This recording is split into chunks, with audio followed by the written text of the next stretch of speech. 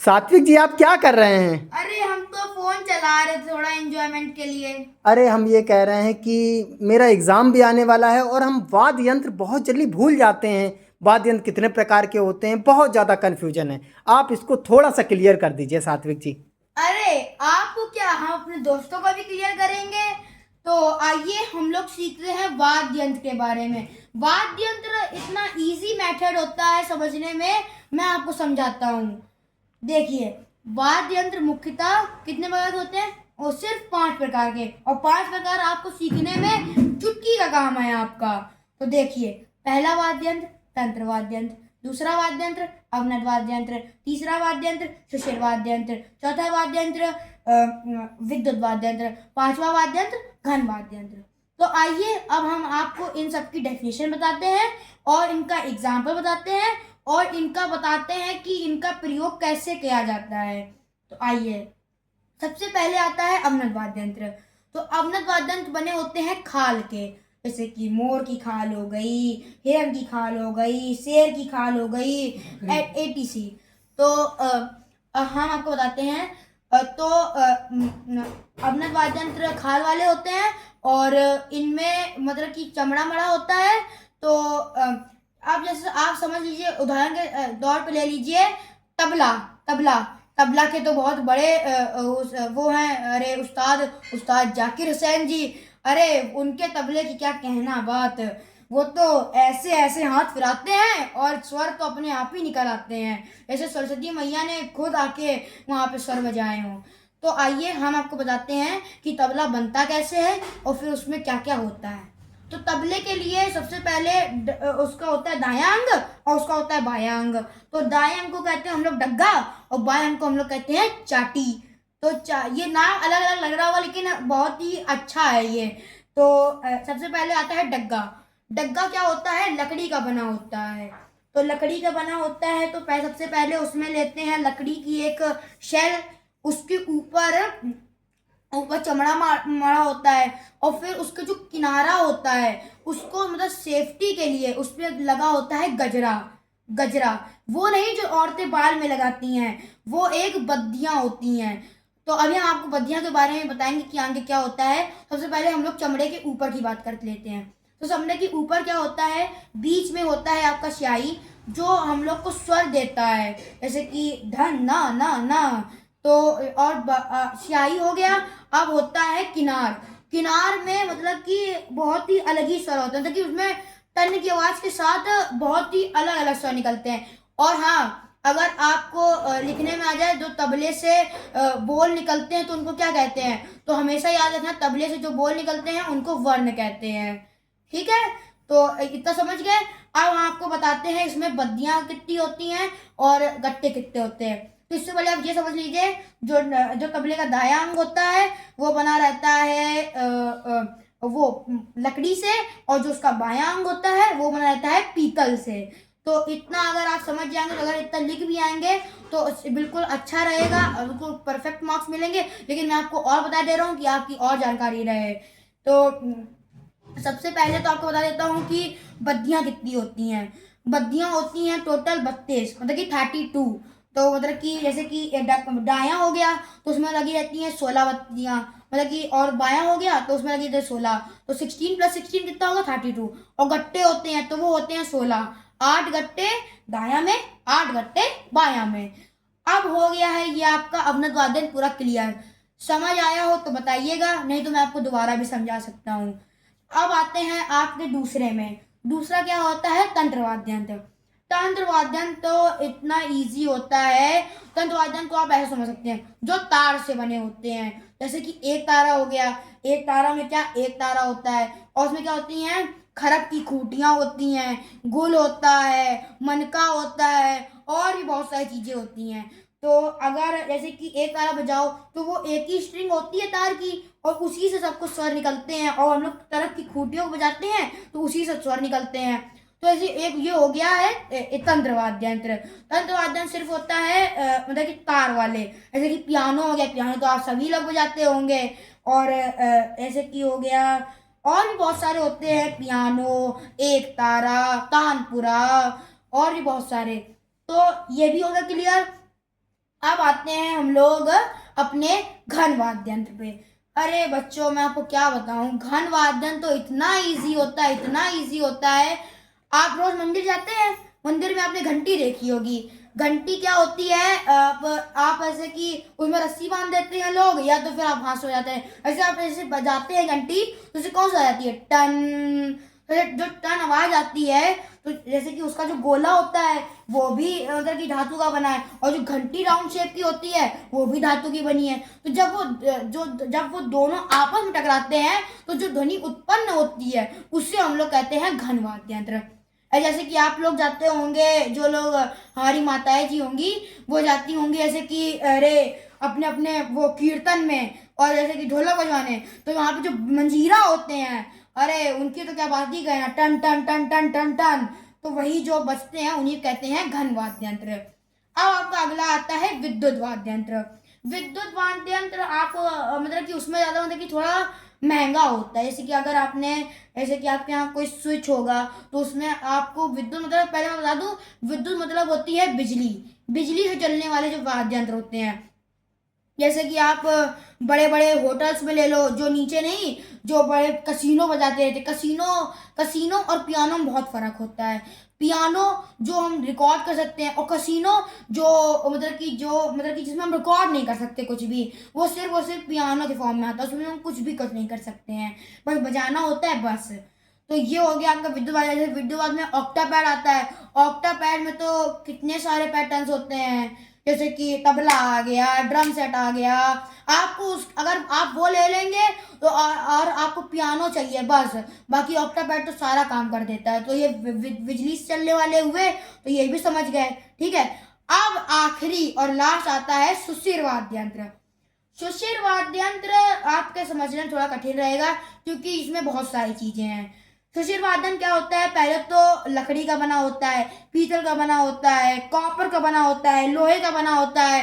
आप जिससे बना सकते हैं वैसे बना सकते हैं। गोल्ड का बना होता है। अरे अंबानी, टाटा अंबानी तो गोल्ड ही खरीदते होंगे ना, वो तो हीरे जड़वा के खरीदते होंगे। तो अब बाकी बातें छोड़ते हैं, अब मेन टॉपिक पे आते हैं। तो सबसे पहले सुषिर वादन। सुषिर वादन जो हम लोग फूंक के बजाते हैं, जैसे कि शहनाई हो गई, बांसुरी हो गई। बांसुरी तो हर घर में होती है, और बांसुरी वाले तो बाहर बेचने भी आते हैं। तो बांसुरी हो गई, तो उसके ऊपर क्या उपस्थित होता है, छिद्र उपस्थित होते हैं, जो नहीं ऐसे बांसुरी बजाई और उसके ऊपर hole hole hole hole hole होते हैं। जैसे अगर उनको हम दबाएंगे तो क्या होगा, उससे मतलब कि स्वर निकलते हैं, और वही जो स्वर होते हैं उन्हीं को हम कहते हैं छिद्र। तो ये तो हो गया सुषिर वाद्य। और आपसे क्वेश्चन है, आप कमेंट सेक्शन में बताइएगा कि जो बिस्मिल्लाह खान है वो किस वाद्य यंत्र के हैं। सात्विक जी, थोड़ा ये और बता दीजिए कि किसने किसका आविष्कार किया, थोड़ा सा अगर आपको पता हो तो थोड़ा सा बता सकते हैं इसके बारे में, चलिए हम बताते हैं। क्योंकि एग्जाम में ये बहुत पूछा जाता है। सबसे पहला था अवनत वादन, तबले का आविष्कार। तबले का आविष्कार बेटा मतलब कि थोड़ा कठिन है। जैसे कि मोहम्मद शाह रंगीले के दरबार में अमीर खुसरो ने अपना, मतलब कि अमीर खुसरो की पूरी टीम थी और अमीर खुसरो थे, तो उन्होंने करा क्या, मतलब कि उनका जो मोहम्मद शाह रंगीले के दरबार में उनका एक कॉन्फेस्ट था, मतलब कि उन्हें मतलब कि संगीत करना था। तो जब मतलब कि अमीर खुसरो जी पखावज बजा रहे थे, तब उनके वो संगीत में इतना लीन हो गए कि उनके जो हाथों से पखावज बिल्कुल गिर गया, और वो मतलब कि आधा हो गया बीच से। तो बेटा वहीं से क्या होता है, उन्होंने कहा कि संगीत को रोकना तो मतलब कि बहुत बड़ा मतलब कि ये होता है, मतलब कि उस जमाने का क्या होता है मुझे मुझे नहीं पता है, लेकिन हाँ वहाँ पे मतलब कि संगीत रोक नहीं सकते हम लोग। तो उन्होंने, अमीर खुसरो ने वही दो पार्ट उठाए अपने, और उसी से स्वर निकालना चालू करा। तो उत्पत्ति ऐसे हुई पखावज की। और पखावज में मतलब नहीं, मतलब तबले की उत्पत्ति पखावज से हुई। और तबले में जो नए नए वर्ण दिए हैं, स्वर दिए हैं, वो किसने दिए हैं, उस्ताद जाकिर हुसैन ने। तो उस्ताद जाकिर हुसैन आप जानते होंगे, उस्ताद जाकिर हुसैन है, तो वो मतलब कि तबले को नए नए वर्ण देते थे, जैसे कि धा धिन ना, धा धिन ना।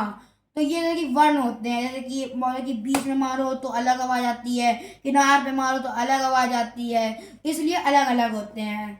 और बताइए आपको क्या सीखना है। अरे और कोई जैसे किसी का आविष्कारक बता दीजिए, शहनाई का, इन सब का कुछ भी अगर और भी पता हो आपको इसके बारे में।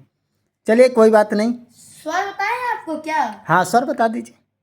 स्वर? हाँ अरे स्वर तो बहुत इजी होते हैं। स्वर मुख्यतः कितने रूप के होते हैं? 2 रूप के। 2 रूप के कौन कौन से? एक होता है शुद्ध स्वर, एक होता है विकृत स्वर। सबसे पहले हम आपको शुद्ध स्वर के बारे में बताते हैं। तो शुद्ध स्वर होते क्या हैं, ये पहले आपको समझना चाहिए। शुद्ध स्वर होते हैं स्वर चक्र। आप जानते हैं स्वर चक्र? जो नहीं जानते हैं। नहीं जानते हैं? आइए हम आपको पहले स्वर चक्र के बारे में बताते हैं। 22 श्रुतियों में, नहीं सबसे पहले स्वर चक्र बताना है, सॉरी माफ करना मुझे। सबसे पहले स्वर चक्र। स्वर चक्र होता है गोलाकार में और उसमें होते हैं पूरे 7 स्वर। 7 स्वर कैसे? सा रे गा मा पा धा नी, सा रे गा मा पा धा नी। तो ये 7 स्वर हो गए, तो इन्हीं को कहते हैं शुद्ध स्वर। शुद्ध स्वर हो गए। और शुद्ध स्वर अब आता है विकृत स्वर। अब विकृत स्वर आता है, तो विकृत स्वर किसको किसको मिला के मिलाए जाते हैं? कोमल स्वर, तीव्र स्वर। तीव्र स्वर होता है एक, समझ लो मेरे बच्चों, तीव्र स्वर होता है एक, उसको क्या कहते हैं? माँ। माँ आपने अगर देखा हो तो विकृत स्वर 5 होते हैं। रे गा मा धा नी। तो जैसे कि जो माँ होता है वो तीव्र स्वर में आ गया, और जो रे गा धा नी होते हैं वो हो गए आपके क्या बोलते हैं, अरे कोमल स्वर में। तो कोमल स्वर में क्या होता है, जैसे कि आपने लिखा रे, तो जैसे कि रे ऐसे करके लिखा, तो उसके जो नीचे होता है, जैसे आप ऊपर डंडी खींचते हैं स्वर बनाने के लिए, तो उसके नीचे भी डंडी होती है। तो ऐसे सब स्वर में होता है, जैसे कि जितने भी होते हैं रे गा धा नी, जो कोमल स्वर होते हैं। और तीव्र स्वर वो होते हैं जिनमें मतलब जैसे तीव्र स्वर तो एक ही होता है, उसमें कोई जानने को दिक्कत ही नहीं है। माँ करा तो उसमें वो नीचे जो हॉरिजॉन्टल लाइन होती है वो नहीं होती है, उसमें एक वर्टिकली लाइन होती है ऊपर की साइड। अगर आप वो खींच देंगे तो आप समझ जाएंगे कि तीर होता है। ठीक है, समझ गए? अब हम आपको बताते हैं इनका उपयोग। अब हम आपको सप्तक बताते हैं, सप्तकी में इनका उपयोग होता है। नहीं, सबसे पहले आपको स्वर बताते हैं, स्वर आए कैसे। 22 श्रुतियों में से मुख्य 12 श्रुतियों को क्या कहते हैं? स्वर कहते हैं। 22 श्रुतियों में से मुख्य 12 श्रुतियों को, तो 12 श्रुतियों कैसे हो गई? 7 शुद्ध स्वर, 5 कोमल में 5 विकृत स्वर। विकृत स्वर किसको किसको मिला के बनाए जाते हैं, वो आप कमेंट सेक्शन में बिलो कर दीजिएगा। तो मतलब जैसे कि शुद्ध स्वर हो गए, विकृत स्वर हो गए, तो इन दोनों को जब कंबाइन करते हैं तो कितने हो जाते हैं? 7 + 5 हो गए 12। तो 12 श्रुतियों में से जो मुख्य 12 श्रुतियां होती हैं उन्हें कहते हैं हम लोग स्वर। बहुत बढ़िया सात्विक जी, आपसे बहुत अच्छा सीखने को मिला। धन्यवाद, बहुत बहुत धन्यवाद। नहीं, अभी आप वीडियो ओवर नहीं करेंगे, क्योंकि अभी हम आपको बताने जा रहे हैं एक और जानकारी, ये तो बहुत ही इंपॉर्टेंट है। सप्तक जो हारमोनियम में लगता है, हाँ आपको बताते हैं सप्तक। 7 या 12 स्वरों का मतलब कि समूह को सप्तक कहते हैं। हर 12 स्वरों के बाद नया सप्तक शुरू होता है। सप्तक मुख्यतः 3 प्रकार के होते हैं, मंद सप्तक, तार सप्तक और तार सप्तक, 3 सप्तक। तो जो मंद सप्तक होता है वो सबसे नीचा होता है, तार सप्तक उससे ऊंचा होता है, और एक आता है तन सप्तक। तो तन सप्तक होता है सबसे ऊंचा, सबसे ऊंचा होता है। सबसे पहले क्या होता है? मंद सप्तक, जो मतलब कि जो सबसे ऊंचा, मतलब जो सबसे नीचा होता है। और फिर आता है आपका तार सप्तक, जो ना ज्यादा ऊंचा होता है ना ज्यादा नीचा होता है। फिर आता है आपका तन सप्तक, जो सबसे ज्यादा ऊंचा होता है। अब हम आपको बताते हैं सप्तक का उपयोग। सप्तक का उपयोग वहां होता है, जैसे कि आपने हारमोनियम देखा है, हारमोनियम, तो हारमोनियम में जैसे कि 36 होते हैं, जैसे कि शुद्ध स्वर होते हैं और विकृत स्वर होते हैं। तो जो काली बटनें होती हैं तो उन्हें कहते हैं हम लोग विकृत स्वर, उनमें विकृत स्वर उपस्थित होता है। और जो शुद्ध स्वर होते हैं वो सफेद बटनों पर उपस्थित होते हैं। तो आपने हारमोनियम बजाइएगा तब आप देखिएगा कि विकृत मतलब कि जो विकृत स्वर होते हैं वो काले बटनों पर उपस्थित होते हैं, और जो शुद्ध स्वर होते हैं वो सफेद बटनों पर उपस्थित होते हैं। सात्विक जी, ये इतनी अच्छी जानकारी आपने कहाँ से और इतनी छोटी उम्र में कहाँ से प्राप्त की? बहुत अच्छी जानकारी है ये, आपने बहुत अच्छी जानकारी बताई। मेरे एक सर हैं नवीन प्रजापति सर, उन्होंने मुझे ऐसा शिक्षा दी है जिसको मैं कभी भूल ही नहीं सकता हूँ। जय हिंद सर जी। जय भारत, राधे राधे।